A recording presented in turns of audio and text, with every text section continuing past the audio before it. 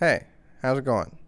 Today I want to say a couple words about the importance of being able to answer a question and knowing how to stay on topic when you're having a discussion with another person. And the impetus for this video is a disagreement that I was having with another person where I was attempting to point out to them their inability to do those two things, and they just couldn't understand what the fuck they were getting wrong.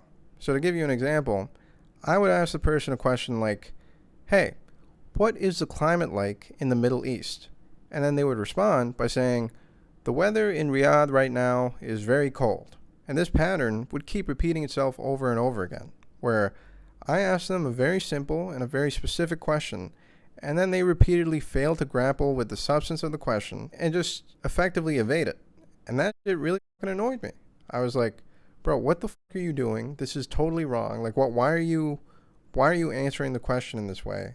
And well, like, how do you not see how fucked up what you're doing is? And he would defend himself by being like, who's to say that I'm the one who's being evasive and that you aren't the one who's just being too much of a tight ass when it comes to having the conversation? And, like, this isn't how normal people talk. Like, normal people, it's a free-flowing kind of vibe. We just take it where it goes. And who knows? Like, what if I want to be the one to just say, okay, I know you asked me about the climate, but I just feel like talking about the weather because I feel like it would be a more productive use of our time. And this shit was driving me fucking insane. So rather than just tell him in private why all this is bullshit, I thought it'd be good for me, just as a public service announcement, to clearly articulate why all of his justifications for his evasiveness are total bullshit and should be disqualifying should they come out of the mouth of anyone else who's trying to have a serious conversation. So to summarize his view, he thinks I'm being too overbearing and domineering when it comes to defining what counts as an evasive answer and what doesn't. He thinks that he has a right to take the conversation wherever he wants it to go, and I should just follow him. And that normal people just don't talk the way that I'm expecting him to talk. He thinks the standard that I'm setting is so far above normal so as to be prohibitive for a productive dialogue between the two of us. Now, I think all of that is bullshit, and I'm going to explain why in the coming minutes with the example of the many evasive answers that Andrew Tate gave Piers Morgan when Piers was asking Tate if he supported the Taliban's policy of banning women from university. Only tonight they have banned any women from going to university. Fantastic. Let's get the feminists to go and teach them a lesson. No, but it's not. It's a serious matter, isn't it? And that's a very serious answer. If women are just as capable as men in terms of the a Taliban. lot of women do go to combat. Exactly. So they can go deal with the Taliban. It's nothing to do with me. They can stand up and fight for their own rights. Surely you wouldn't defend the Taliban banning women from university. It's saying it's nothing to do with me, Piers. It's absolutely nothing to do with me. What about the Afghan women? It's nothing to do with me on any level. You don't have a view? I have a view. My view is that people naturally gravitate towards law and order, and if you didn't have the Taliban, you'd have. But I do think the banning of women from university in Afghanistan is utterly horrific. And I think the feminists are going to arm themselves. They're going to show us. Why can't you just say on that, you know what, it's completely wrong? Because it's not my point. I don't understand. It'll make your critics think that you don't think it's wrong. They could ban all men. They could ban all short But they're people. not. They're only banning women. Correct. So to summarize what happened in that clip, Piers Morgan was essentially asking Andrew Tate if he supports what the Taliban has done. So, it's a pretty simple yes or no question, just either yes, I support it, or no, I don't. And every single time that Piers asked a question, Andrew would respond with some bullshit about feminist soldiers or law and order, or how the whole thing has nothing to do with them. Now, if you want to see my original commentary to this confection of cowardice and evasiveness, you can check it out in the original video that I made right here. But for the time being, I just want to apply my secret interlocutor standards and frame of analysis to Andrew's answering of this question.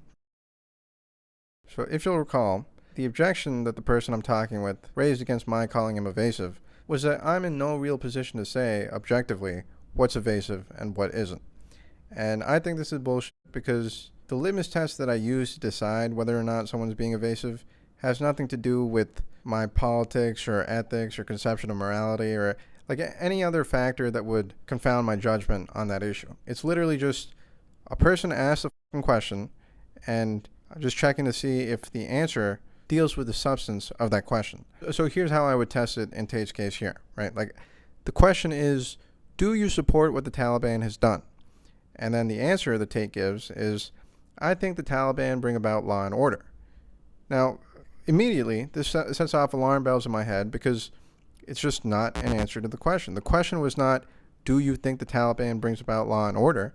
The question was, do you support what the Taliban has done?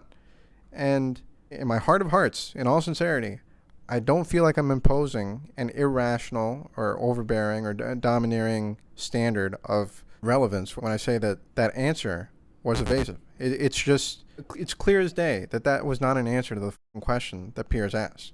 And we can see this dynamic replicate itself in the two other responses that Tate gave. Again, the question was, do you support what the Taliban has done?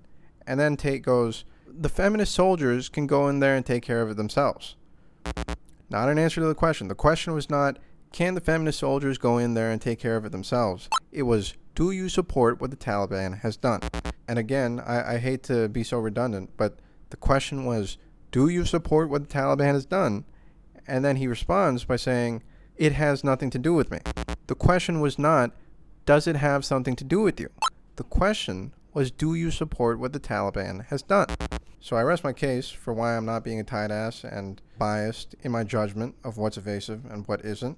And none of this hinges on either answer that Tate or anyone else gives to whatever question they're being asked. It's just, does the answer make contact with the question? Tate could have said, yes, I do support the Taliban, or he could have said, no, I don't. Or he could have even said, I don't feel like answering the question. That's a direct answer that leads to another interesting conversation that we could explore. But all of this is to say that I'm not being biased. I don't understand how anyone could parse the answers to these questions in any other way. Like, you actually have to be insane, or like an animal, a wild rabid animal that shits and pisses itself on a regular basis to not understand this point. So the second criticism that my pen pal had of me was that, sure, people might ask simple and specific questions about simple and specific topics, but he felt that he had a right to just take the conversation wherever he wants it to go, and that I should just follow him along down the rabbit holes that he digs, and I should just be okay with that. And this is stupid, because this is just not how any form of structured communication works. Like, we can just examine it in the case of Tate and Morgan. Morgan invites him onto the show to talk about current events and shares views on whatever's going on in the news cycle. And while understanding that that's the whole premise of being invited on the show, Tate comes on and shares his views. People agree to a specific format, and they hash out their different views, usually in the service of arriving to some resolution about what's right or what's wrong, like what should be done, what should society think about this specific issue, et cetera, et cetera. And it becomes impossible to do that if one party just commits to saying, okay, every question you ask me, I got a get out of jail free card in my back pocket that I can use to just not answer it and change the topic, and do that over and over again until you're at the end of your patience. And yeah, I just think that's a pathological way of having a conversation. I think like the ultimate goal of any conversation that you're having with someone who you disagree with is to come to some agreement, come to some consensus about which one of you is correct. And I feel like I'm repeating myself, but I'll just say it again. That goal is totally repudiated when one person says, no, like we're never going to make significant headway on any specific branch of the conversation, because once we get further than 3 volleys down, I just want to jump ship and not get to bedrock.